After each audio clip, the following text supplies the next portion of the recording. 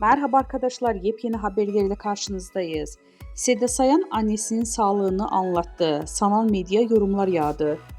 Ünlü şarkıcı ve televizyon sunucusu Seda Sayan geçtiğimiz günlerde yaptığı açıklamada annesi Ayşe Gürsaçyan'ın evdeki yardımcıları ile ilgili yaşadığı kaygıları paylaştı. Sayan annesinin yemek yemekte zorluk çektiğini, yardımcılarının kendisine zarar verebileceğini düşündüğünü söyledi.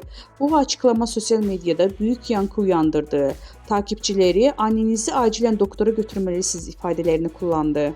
Sayan kendi programında annesinin sağlık durumuna dair detaylı açıklamalarda bulundu.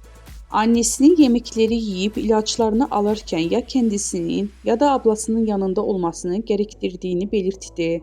Ünlü sanatçı annesinin evdeki yardımcılarının kendisine zarar vereceğini düşündüğünden aktararak annem evdeki kadınların kafasına takıyor. Beni zehirleyecekler diyor nedense. Ona annesini kim zehirlesin dediğimde anlamıyor ifadelerini kullandı.